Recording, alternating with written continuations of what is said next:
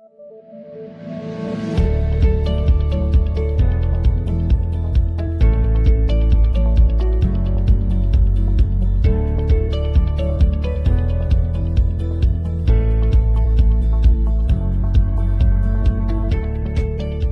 folks, welcome to yet another episode of BTS by SaaSBOOMi. We talk about interesting marketing stories by Indian startups. In today's episode, we have Arvind, our usual host, and my partner in crime, and Ashwin, our guest. Ashwin runs PipeCandy. He's the founder and CEO of PipeCandy. It's an authoritative e-commerce data set provider, I would say. Ashwin, I'll let you introduce PipeCandy. I don't think I can describe it well. All right. Yeah. So, really good to be here. It's always fun to talk to Varun and Arvind about marketing topics. And like Varun introduced, I'm the founder of PipeCandy. We are the industry standard data set that tracks 5 million plus e-commerce companies and D2C brands. So if you need to sell to, invest in, acquire, or understand e-commerce markets, we are the default go-to company for information. And just for the information of everyone listening to this podcast, Ashwin and me were part of the SaaSBOOMi GrowthX program, and we spent like 4 months rejigging the entire marketing of PipeCandy, which led to some really interesting learnings and outcomes for the company and both of us. And we'll be talking about that primarily, the product marketing evolution of PipeCandy. I think before we begin, Ashwin, on this one, it's generally, I like to begin these episodes by just understanding the marketing org chart evolution of all the companies. So what did the marketing org chart of PipeCandy look before GrowthX, or maybe even slightly before that? And how has it evolved over a period of time? Like, who reports to you? How is it structured? Where are those people located? If you could just explain that marketing structure. Sure. Yeah. So we had a fairly thin team before we came as a part of like GrowthX and SaaSBOOMi. Back then, we had one conversion optimization person who was taking care of SEO and website conversion, and we had an SDR manager and a couple of SDRs. So that was all the team. But we had some unique thing going for us because we are a data company and insights company. Yeah. We also had a separate industry research team which would produce content. So we didn't have a content marketing team, so to speak. We had long form report writers who are researchers. That was the team. And these SDR folks, they were part of the marketing team. Yeah, they were part of the marketing team. Interesting. Usually they report to sales, right? So why do you have it on with marketing? It made a lot of intuitive sense to do that because when they write emails and when they qualify leads, meaning band qualification and so on, a lot of it was primarily the first interaction the customer had with PipeCandy outside of the website, right? So they had to carry what marketing did on the product marketing side and reflect that well. So it made sense for them to report to marketing because they could tighten that script, they could tighten that experience and so on way better than sales would.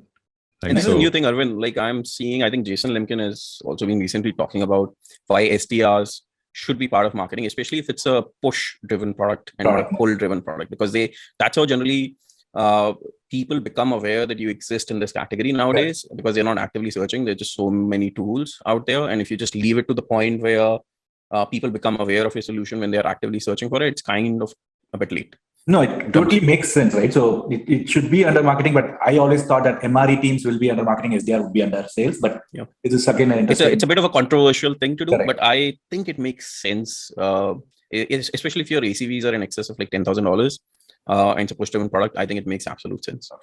So on the what was your primary acquisition model, right? So again, going back to a remark I just made, push versus pull.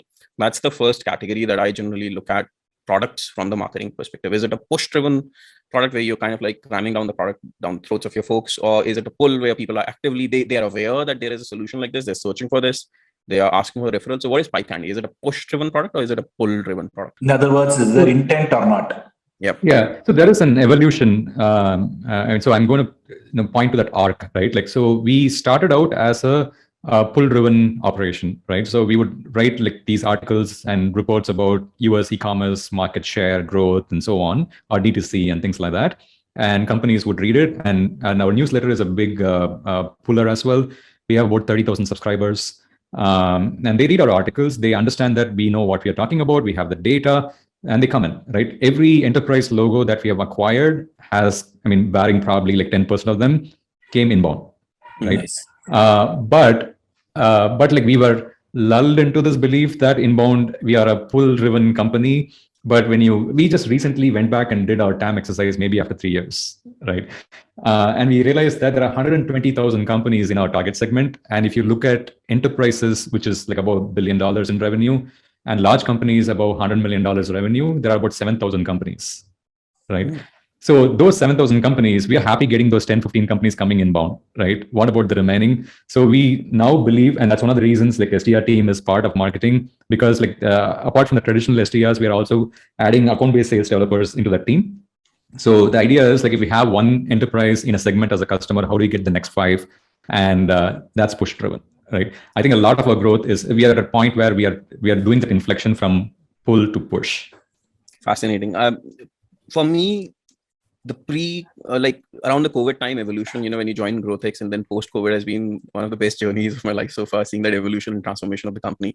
Why don't you talk about what PipeCandy was like pre-SaaSBOOMi GrowthX? What is the market reception like? What was the conversion like? Who were you compared with?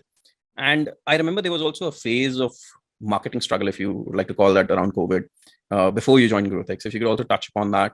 Like, what was that phase like? I know it was slightly difficult phase for the company, and then we'll talk about the ultimate transformation which happened post GrowthX, which I'm really excited about. Let's talk about pre GrowthX over here. What is the company like? What is the messaging like? What is the packaging like? Yeah, so we were a single product company before GrowthX. We had a vague positioning approach. So if you landed on our website back then, it would say predict the next moves of e-commerce companies. That is super vague, and we weren't like anything for anyone very categorically, right? And we had we had suboptimal pricing, and the org was not designed to take advantage of the fact that we were the only company which was providing the data at the scale that we were providing. The organization didn't believe that we were as good as we actually were on the core product side, right? So this was the struggle. And at the end of like GrowthX program, we became a multi-product company, and we had a very bold positioning done by the end of it, and we claimed to be the industry standard because we had the data, pun intended here, to back it, and we had like very clearly demarcated pricing for different segments, and we had 3 different products. And all of this was also a lot of like internal communication as to like how we would generate value from what we already had, and creating that excitement internally, and like turning around the team towards like getting ready for the momentum. So it was a fascinating journey of 3 months, I would say. A good exercise, Arvind, that I ask people to do, whenever I talk about PipeCandy success story, is open archive.org, put in PipeCandy in there, pipecandy.com, go to like June 2020, or slightly around before that, and see the website and how before it was and positioned after, before and after. And I still remember when, so it took me a while to come to grips with what PipeCandy did when they joined GrowthX, right? And I still remember when Ashwin, like I was trying to understand the business. I was like, Ashwin, I'm surprised you're even making sales with these websites. And he had some amazing logos back then. So he had Shopify as a customer, and there are a bunch of other enterprise accounts. I was like, something's there which is working. The customer count was fairly low back then, but there were some really high ACV customers in there, but the website did not communicate anything at all. Like if you open archive.org and you open pipecandy.com, I'd be surprised if you could make sense of what they do from that website. And that transformation has been. I had this opportunity to sit ringside and see you both go through the whole transformation in GrowthX. I was in the same cohort with you guys. But I have one important question to ask. I've followed this subscription economy thing done by Zuora, and you both kind of pulled something similar, which was really, really bold for a company from India to pull this off, coin a term, and come up with a messaging which was amazing. Like I had this opportunity to sit with you guys and see this. I want to dig a little deeper on how you came up with this, what impact it made, a little bit more about that. I think you called it Commercepedia, right? Commercepedia. Yeah. So I'll give an outside in perspective, and then Ashwin can give an inside out perspective on this one, right? So when this GrowthX program, SaaSBOOMi GrowthX program started, and PipeCandy was in there, the rest of the cohort actually didn't believe that this was a SaaS company in first place. because the way it was positioned was it came across as a data set company. So you'd buy a bunch of data sets or reports, and they didn't come across as something which would remotely be related to SaaS. And then add to it, like, when I asked Ashwin to describe it, the way he describes PipeCandy now, trust me, it's so much more crisper. Back then, when I asked him what PipeCandy is, I couldn't make sense of what he was trying to describe, because the positioning and understanding of the company was a bit vague. And you'd open the website, again with that outside-in perspective, you'd open the website to kind of like understand which sector these folks are in, what they're really trying to do, which products they're selling. And I couldn't understand that either. So it took me a while to unravel. After going through customer communications, I requested Ashwin to send all customer emails. So there was like a giant Excel sheet with all customer emails and communications sent over, trying to unravel a bunch of pieces on the website, trying to see why did Shopify buy PipeCandy, why did a bunch of other customers buy PipeCandy.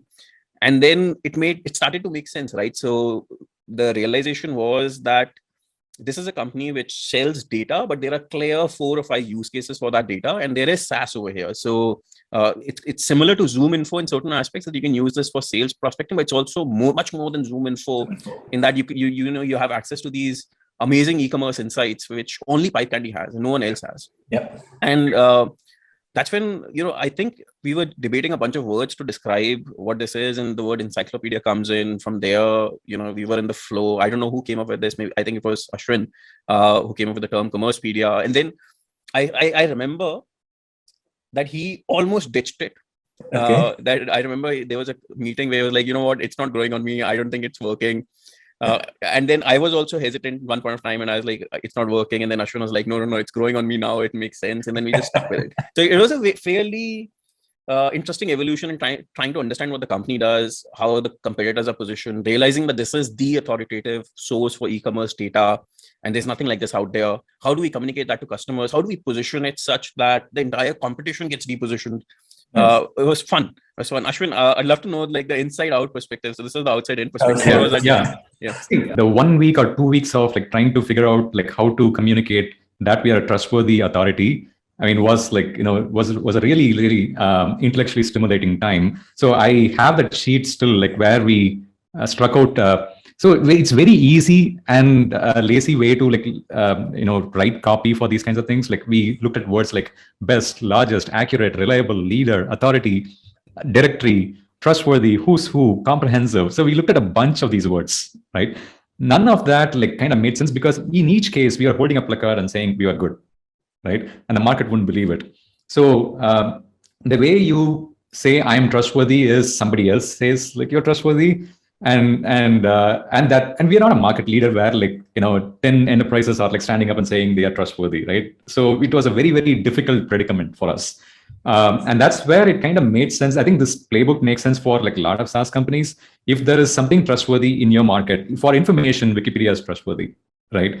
And it's the imagery thing, right? Like people relate anythingpedia as trustworthy. Yes. And when you add Commercepedia, we are the trustworthy source for Commercepedia, is not something that we are saying. We're just naming the product. We're just naming the platform, right? The trust is taken care of in an underlying manner. So that was a very beautiful learning for me from that exercise. It's like adding a .org to your domain. Automatically. And a lot of companies are not confident to kind of like call out their USP and give it a name.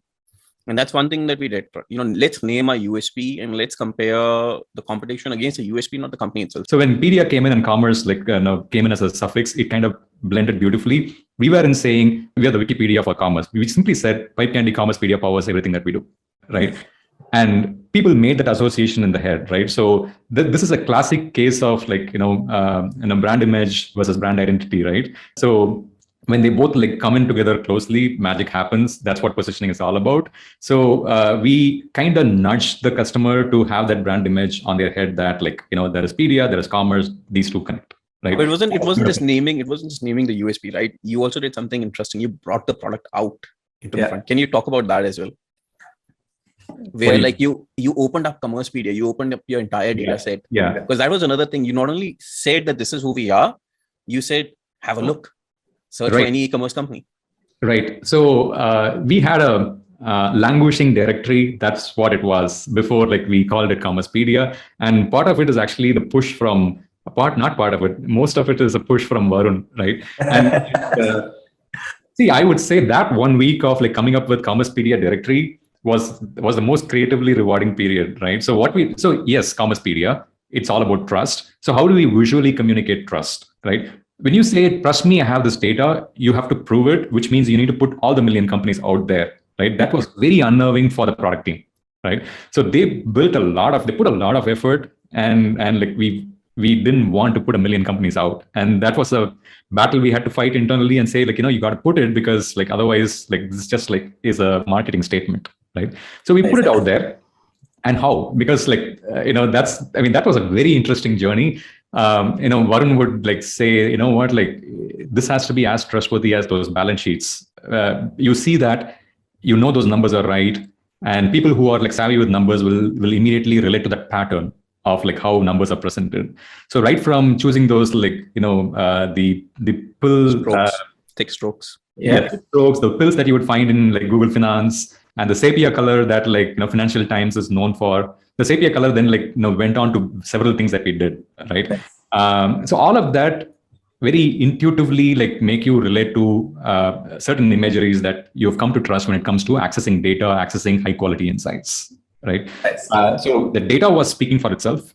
We put a search interface front and center on the homepage. Search. On the homepage, right? It's powerful now than before, because like it was 1 million companies in 2021 beginning. Now it's 5.5 million companies, and so you search for anything, it'll be there. And actually, that actually lit the fire behind our team, because like when you have an unsuccessful search, you search for a company, it's not there. Within a day's time, the data will be there automatically, right? So it became a very big marketing story for us in calls, because typically data companies are evaluated on quality and coverage. So quality, like we would say, go check out, like you know that it's good and so on. Coverage, we would say it's a moot point. Like we have 70% coverage, 80% coverage in a market, doesn't matter. You put the company, if it's not, the next day it'll be there, right? That was a very, very powerful statement that won us some customers. So there was a cascading effect of like us actually putting Commercepedia out there. It not only helped us like position ourselves as an authority, it also like kind of the tail wagged the dog and like made the product organization more responsive. No, I think it's not just a product, Ashwin. I think the overall image of PipeCandy, I think I've been a user of PipeCandy from Zagat days, so I know how you guys evolved over time. I'm also curious about how this rebranding impacted this whole journey, like the product, you coined the term, and you also did a complete revamp of your brand. Like, so how did that impact? People, I'll talk a little bit about pricing and segmentation here, right? That's kind of like the world's view into who we are, right? The branding like created trust, but the action came because they relate to something that we do, to the pains or aspirations they have, right? So previously it was a single product company. There was PipeCandy, that's it, right? But we had 4 use cases, or 4 personas, so to speak. There is like the prospecting or the demand generation persona. Then there is this investing persona. Then there is this data science / product management persona. Yeah. Right. Then there are brands themselves, right, who are like doing competitive benchmarking and so on, right? All of them had access to Prospector. This was pre-GrowthX, right? This happened in the first week of Varun and I working together. I said like, hey, these are multiple products. Like it felt so stupid, like in the hindsight, but like it was a multi-product company that we were under optimizing and keeping it as a single product company. And a lot of this also, once you realize that, then from an execution point of view, how do you name these products? So Varun came up with the word prospector because it's prospecting. I came up with the word firehose because like it's all the data through a firehose, and people latched onto it. And researcher because it's a research product. Then there's benchmarker because it's a benchmarking product. So for all the product marketers or copywriters, I think I would urge you guys to go and see the website, right? The copywriting, it should not be boring. There are a lot of innovations, coining terms. It made a lot of sense with the wordplay and the product. It kind of tells you what the product is. So for all the upcoming product marketers, copywriters, please check the website out and the terms they have come up with. You should be bold. I think that makes a huge difference in how we position ourselves. There's a personality to the messaging at PipeCandy, and it was called out by a bunch of investors and customers that were signing up. Multiple customers, I think, immediately post the changes were done. They were like, there's this amazing personality which is coming across with the way it's being communicated, with the way that you are positioning yourself, and it was clearly evident to the American audience, which is the primarily buyer over here. So rather than having like generic message anywhere on the website where you would see increase your sales, increase conversions, understand your customers better, you don't see that generic messaging anywhere. You see Apple-esque messaging where it's very metaphorical, it's very analogous. There's a flair to a copy. There's a vibe to a copy, and it's consistent across all of those pages. So when you navigate from one page to another, the personality and the energy does not dip. It's right there from the home page to the product pages to the pricing page. It's like a story which has been woven, and these are the threads, which are used to weave that story. Right. So one thing which kind of like there's a switch that turns on, right? Like one thing was we were going to do this big ass like website revamp, right? And then like, I remember this conversation with Varun, like he stopped us on the tracks and said like 1 page at a time, get it right, and then you expand. Even now there are some nooks in PipeCandy which are still like old, but like, when you sit and write copy for something like this, where like the multiple segments, multiple products, there is a law of diminishing return when you start doing this as one exercise, like trying to finish in 2 weeks and so on, right? So we took the time, and every time we did it, we'll see you take a page, that you'll go from 2% conversion rate to 7-10% conversion rates, or like even like high teens, right? But until you get that right, you're better off like not like doing a half-assed copy, right? So we gave ourselves that time. And we monitored the metrics, right? So with every page change that happened, how do you know that you have really made a difference? So the time on site went up, the conversions went up, the actions that you would expect, like click-throughs to different aspects of the website or the pricing pages, they went up. So the engagement went up through and through all of those changes. And we were like, we are doing something right. Like on homepage, I remember that was the first page that we changed. And we doubled the time on site, more than doubled the time on site. And that people are now stopping and actually reading and trying to understand what PipeCandy is doing. We have their attention, which is the most scarce commodity that you have, as a marketer. And if you're able to capture the attention, that's a job half done, right? Then it's mostly just building on that from there on. And those are the metrics that we really monitored with those site changes. All of these changes, like just to put things into perspective, there was no engineering change that happened with PipeCandy. So in a period of 4 months, the entire attention was focused on just thoroughly executing the product marketing changes. And in 4 months, we doubled the revenue run rate. And that's underestimating, like, that kind of shows the power of product marketing, that if you spend 4 months, you do justice to your business, and you're spending those 4 months doing your product marketing, right? And what's product marketing? It's messaging, it's positioning, it's packaging, it's pricing. You can literally double your revenue without spending any money on engineers. And that's the power that the rest of the cohort of GrowthX saw. I think it was a mind-blowing moment for them, seeing like the transformation happen in front of them. You were in that cohort as well. So it was quite fascinating, I think, to see that. Sometimes like the product marketing also is, people don't understand the power of product marketing. They only think content writing is product marketing. So there's more to it than just content writing and managing the website. So this was a clear case example and aha moment in the cohort. Yeah, and the pricing changes. I think we should also talk about the pricing changes. We talked about messaging. We've talked about packaging, where 4 products were created out of thin air. But what was really fascinating was, without the engineering changes, these were 4. Now it's evolved since then, but these were 4 false products. As in, it was the same product being sold as 4 different mediums. So in the end, they were getting the same interface, the same data, everything was the same, but the price points were different, the communication was different, the positioning was different for those. And the pricing over here played a very important role. Ashwin, if you could talk about the pricing evolution pre-GrowthX, and how did the pricing evolve for the packaging, and what kind of impact you noticed with those price changes on the business? Because you can change your packaging, you can change your messaging, but in the end, what really matters is the top line growing. And if you just do your packaging, if you just do your messaging, you'll see increased conversion, but the top line's not going to be impacted as much. I think the massive impact that we had with PipeCandy for the top line was because of the pricing changes. So if you could just take us through that journey as well. Yeah. So initially our pricing was pretty flat on one axis, right? Like, you go from the left to right, the cheapest plan to the priciest plan. The primary value metric was how many company records can you download, right? You'd start with 1,000 downloads on this side, and the highest plan, you'll probably have 10,000 downloads. All the other features were the same. So there's absolutely no reason for someone to choose the highest plan when they can try the same and get the same experience on the lowest plan, no risks, and eventually move to the higher plan if they want to. And they never did, right? Most of them never did. Right? And even for these records, I think it's important to add that they could download them in all the records in one go. And we noticed that with a bunch of customers, that they would sign up, they would download the data set, and they would never come back. So there was a certain set of audience which wanted the whole data set urgently. And there was a certain set of audience which wanted the data on a recurring basis. Think of it as like a lead flow for outbound folks where you'd get them monthly. So if you could also talk about like that, how did we kind of like with the pricing and packaging that we did? Right. So there were three. Two competitors that we wanted to address. One was BuiltWith on the lower end. The other was SimilarWeb on the middle side of on the middle, right? So we came up with a plan for like say $1,000 a year or so, and BuiltWith was like $145 per month or something like that. So we said like BuiltWith minus noise is PipeCandy on the lower end. You're cheaper than them, and you called it a tech plan. Yeah, and they had the tech plan. We called it the tech plan, right? And SimilarWeb was trying to compete with PipeCandy at one level.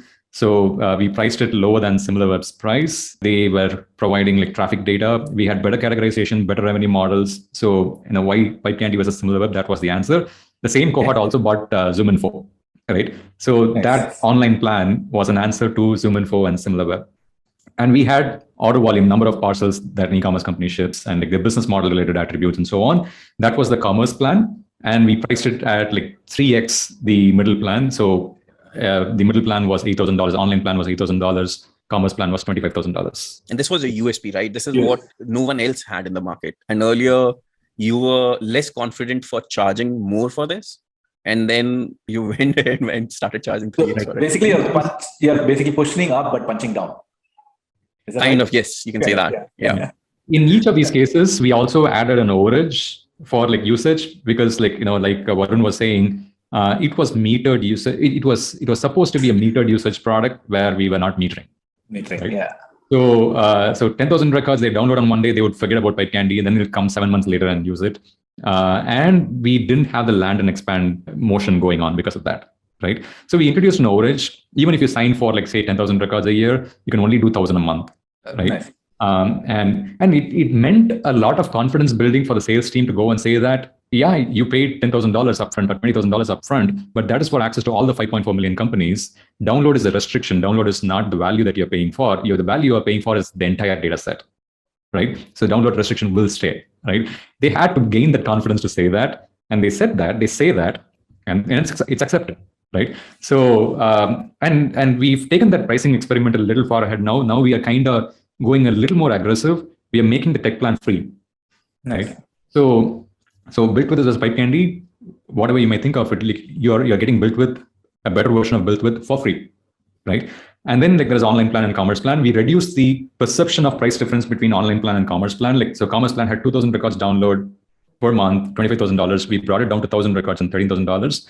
But we didn't want that to cannibalize, and we didn't want to leave money on the table. Like there was a $25,000 plan, so we called it enterprise and put $25,000 there, and put like flexible data downloads, like data consultation and all of that. So enterprises still are self-selecting themselves to that plan, and a lot of mid-market and smaller logistics companies are like now finding commerce plan affordable.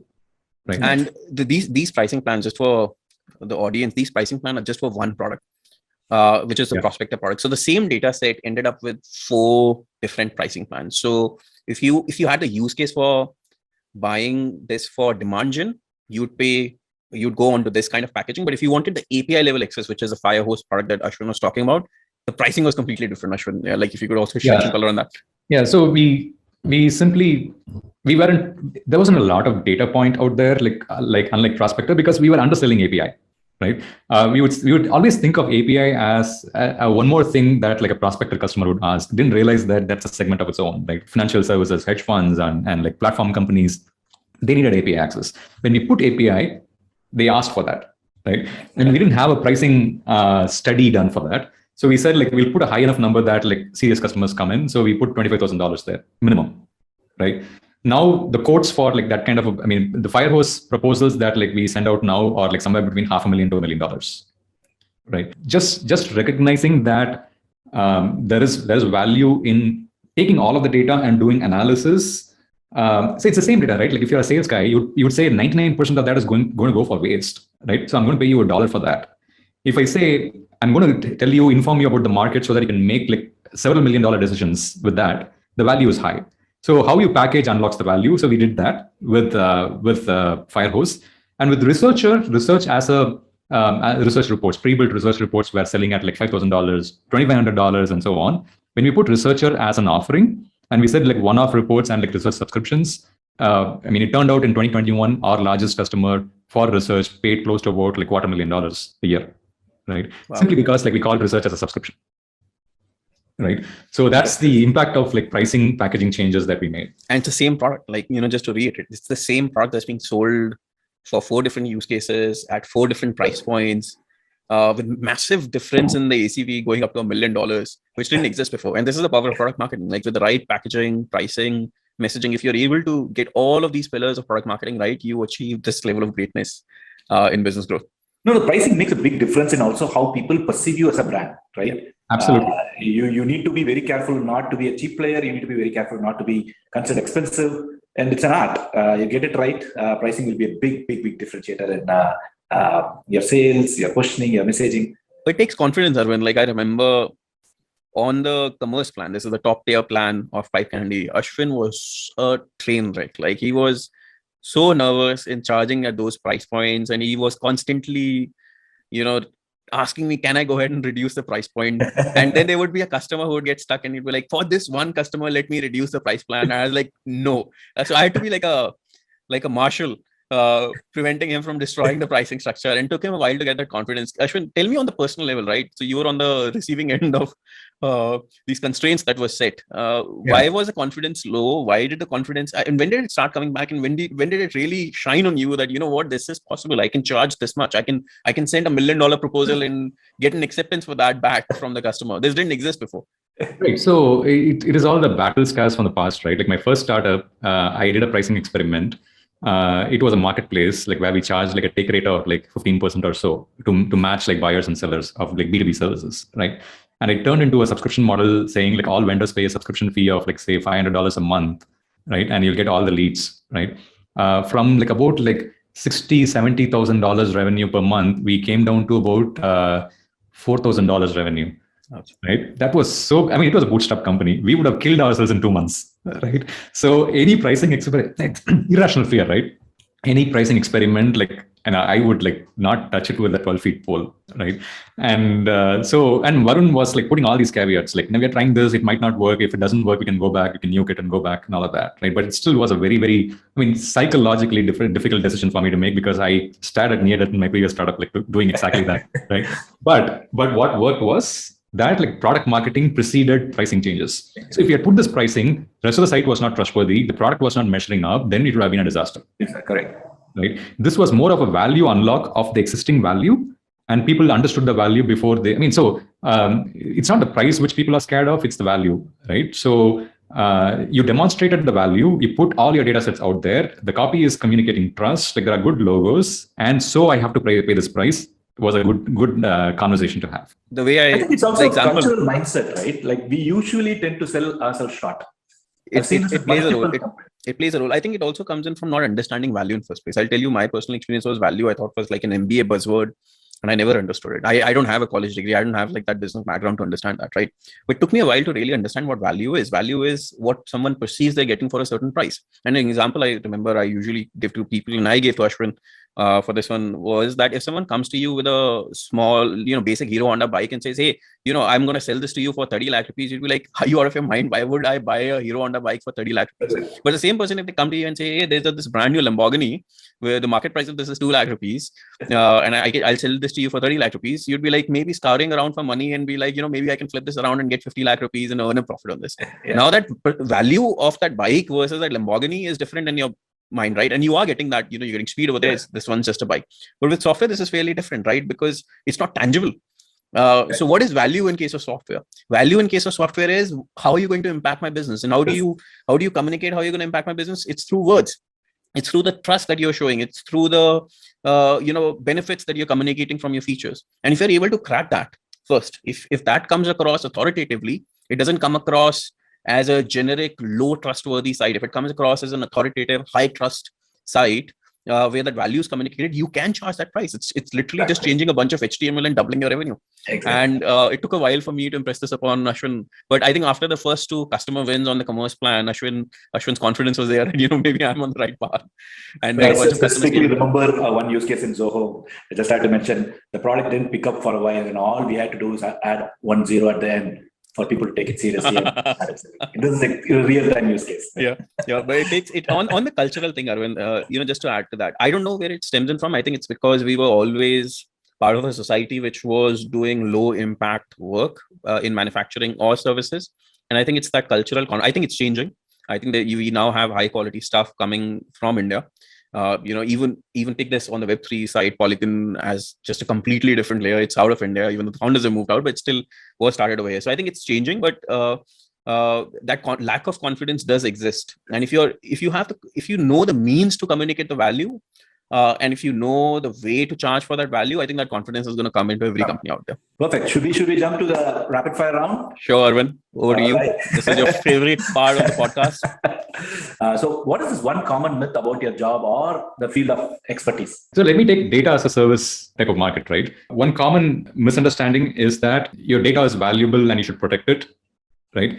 So what we realized is that like the more you propagate your data out, the more adjacent partnerships that you put together, the more easy it is for customers to consume it, right? The value actually increases the more you are open about like partnerships, making access to data in multiple formats and so on and so forth.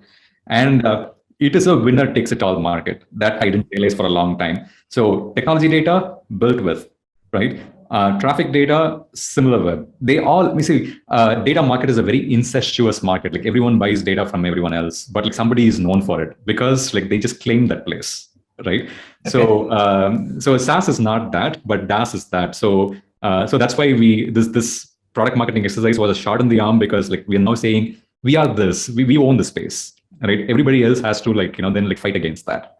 That's unusual for that's a learning that I had to go through to realize. Nice. Okay. So what is your favorite productivity hack which you will recommend for other entrepreneurs? So clutter-free table is like a big deal for me. OCD. I can't show my table right now. Yeah. The other productivity hack is like different screens for different things. Okay. So I don't open any investment apps in my laptop. So that is for the phone. If I need to read an article, that's an iPad. Like work is the same. What occupation other than your own would you like to try? Artist. That is very clear. What do you mean artist? Specific artist? You want to act or you want to play? No. I would like to draw things, draw and paint, and maybe write. Woodworking was also one of those things, right? That you wanted to do. So not sculpting, but furniture making type of things. Okay. Here is a trap question. Who has been your most important professional mentor? Oh, Varun, right here. I think that's just a quick way to answer because there's someone over here to talk about. No. Come on. I think I knew this answer. Come on. I've been with the cohort with you guys. I would have given him a hard time if he hadn't mentioned you. Yeah, there's actually another person. I'm in my previous startup. There is this amazing guy called Anand Kannan, who runs this company called GRE Edge Valued Epistemics. They are a tech company who've been around for a while. Very, very first principles thinker, and a lot of how the initial formative days of being an entrepreneur was shaped by him. Yeah. Maybe we should get him on the podcast. Okay, this is a question for you and a question for all the listeners here, right? What was your biggest marketing challenge? And for all the other folks who are listening, I would also want you guys to send your biggest marketing challenge to SaaSBOOMi. hello@SaaSBOOMi.com. That's the email. Yeah. And Ashwin, you can say what was your biggest challenge? Yeah. So because I run a data company, I'll give a slightly nerdy answer. It's the regression to the mean was the problem for marketing, right? Every copy, every communication that we do, every initiative that we take in marketing. So if you are not giving it your fullest in a year, you'll turn back and see that it's an average marketing effort, and it takes time for you to realize that. And we were in that kind of a place, right? And it's not that we could not draw upon our internal skills to do it, right? But recognize that your marketing is actually mediocre, right? Took an external program, an external person like Varun to come and say, this is bad shit, right? So approach marketing not from the position of inertia and actually deliberately pull yourself out and see and evaluate if you're as good as Apple, right? Right now, every copy, even now he sends me a message saying that exclamation mark, you need to pay $1,000, right? So yeah, so have an extraordinarily hard benchmark and just go towards it. Yeah, just for the knowledge of the audience, I'm extremely against using exclamation marks in marketing copy, and Ashwin was so much in favor of using that. And the reason that I'm against this is because for Americans, they don't use exclamation marks in any marketing copy. And for them, if they see an exclamation mark, they generally see the business as an immigrant-run business who doesn't understand the American way of marketing. And PipeCandy's website earlier was filled with exclamation marks, and I had to kind of come up with a swear jar because Ashwin would just not listen to me. He would come up with sample marketing messages which had exclamation mark at the end, and the switch was for $10,000, and I think he owes me somewhere around 20,000 rupees by now. It's not $10,000, 10,000 rupees. Apologies. But that'd be great, right? So, anyways, Ashwin owes me 20,000 rupees so far for continuing to use exclamation marks in his copy, despite me strongly advising him not to do that. I think we have the shameless plug. We need to, please subscribe, like, comment for this podcast, and write to us if you have any questions, feedback to hello@SaaSBOOMi.com. And Ashwin, thank you so much. You've been a wonderful guest. Looking forward to host you again in future, and good luck for an amazing 2022. Thank you so much, Arvind. Thank you, Varun.